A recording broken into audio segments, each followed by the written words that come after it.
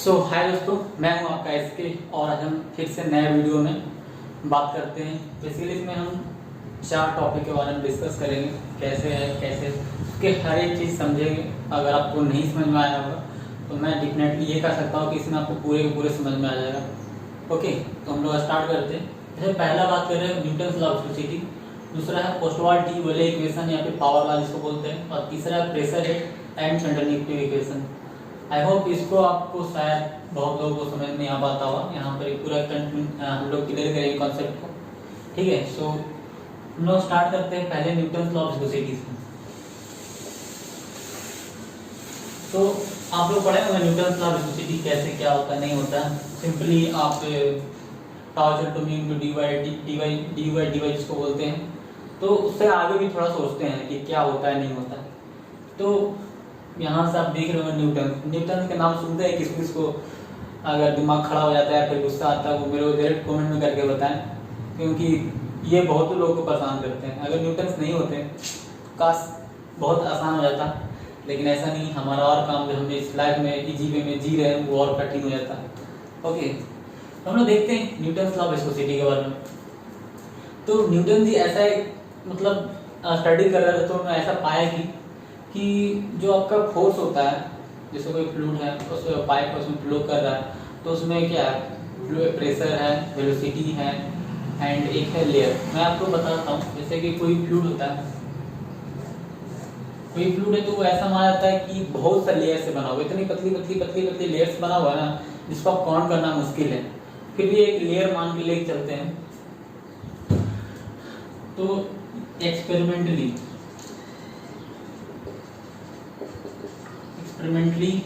has been found that force, velocity and distance of layer between, जैसे दो layer है दोनों के बीच में डिस्टेंस है, वो क्या होता है, इज डायरेक्टली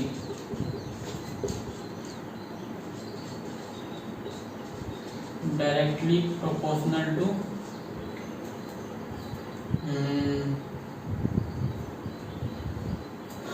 वो होता है फोर्स के, वेलोसिटी के एंड 1/y। ओके, हम लोग देखेंगे कि इसका कैसे कैसे कौन चीज प्रोपोर्शन होता है।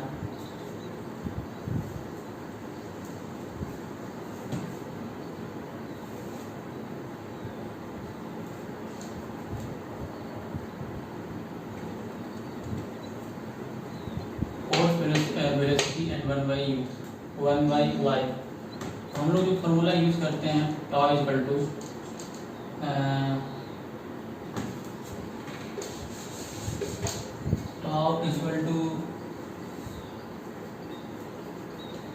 सॉरी यहाँ पर कुछ गड़बड़ करना है। ये जो एक्सपेरिमेंटली ऐसा पाया है कि फोर्स जो है वो डायरेक्टली प्रोपोर्शनल होता है velocity, distance of layer and area. Okay, ये फोर्स डायरेक्टली प्रोपोर्शनल होता है ये तीनों का एरिया के। जैसे कोई फ्लूइड फ्लो कर रहा है पाइप में, ये तीन चीज का प्रोपोर्शनल होगा।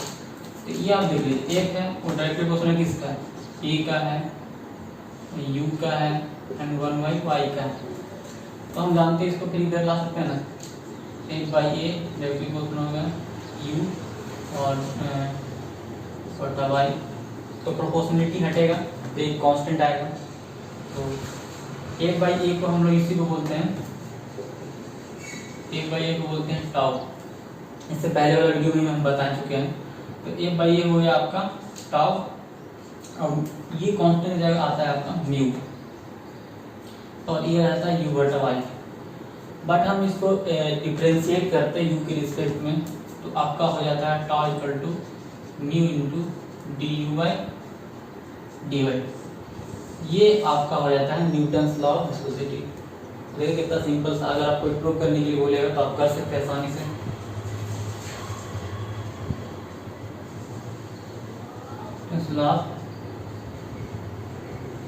विस्कोसिटी, इसी के हेल्प से हम लोग फ्लूइड को डिफाइन करते हैं, न्यूटोनियन नॉन न्यूटोनियन फ्लूइड कौन है नहीं है। ओके, जो इसको फॉलो करता है सो रहेगा, जो नहीं फॉलो करता है तो नहीं। तो हम इसमें देखते हैं 3 टर्म आ रहा है। टॉक तो समझ गए होंगे, फोर्स और एरिया को टॉक बोल रहे हैं, आपको समझते हैं। म्यू क्या है, डी वाई क्या है।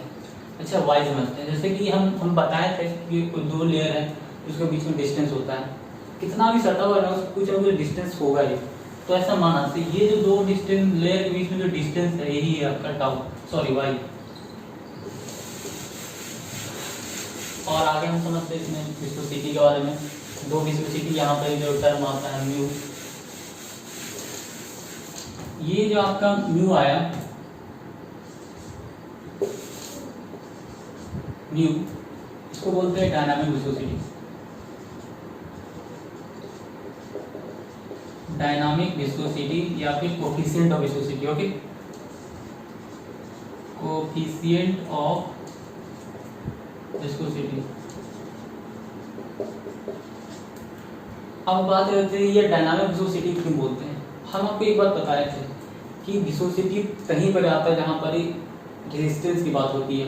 रेजिस्टेंस कब होगा, जब फोर्स लगेगा अपोजिट डायरेक्शन में, तो यहाँ पर ही आता है डायनामिक विस्कोसिटी। इसीलिए अब हम इसको डायनामिक विस्कोसिटी क्यों बोल रहे हैं, क्योंकि हम बात कर रहे हैं कि कोई फ्लूइड फ्लो कर रहा है, फ्लूइड फ्लो कर रहा है तो वहाँ पर डायनामिक टर्म है। क्योंकि डायनामिक मतलब होता है कि कोई रेस्ट में ना हो, मोशन में। तो इस टाइप का जो विस्कोसिटी हो गया प्रॉपर डायनामिक विस्कोसिटी होगा। इसीलिए जो tau equal to mu into d by d y जो है, इसको हमेशा डायनामिक विस्कोसिटी बोलते हैं।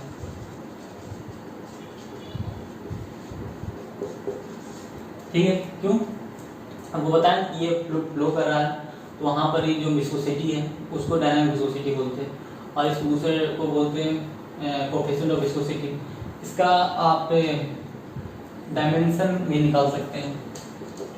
तो डायमेंशन तो लोग सब याद कर लेते हैं, डायमेंशनल फॉर्मूला जिसको बोलते हैं। मैं ऐसे बता रहा हूँ क्योंकि कुछ क्वेश्चन पूछ देते हैं, m(l-1 t-1) बोलते हैं। ओके, अब आता है दूसरा काइनेमेटिक विस्कोसिटी कि काइनेमेटिक विस्कोसिटी है क्या।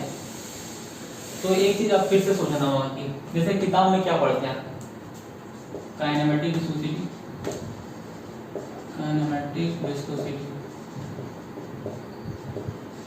काइनेमेटिक विस्कोसिटी क्या बोलते हैं, 2 चीज का रेशियो म्यू बटा डेंसिटी। तो आपको कहाँ पर समझ में आया, यहाँ पर कौन सा फ्लूइड की बात कर रहा है, कौन सा प्रेशर लग रहा है, यहाँ पर कोई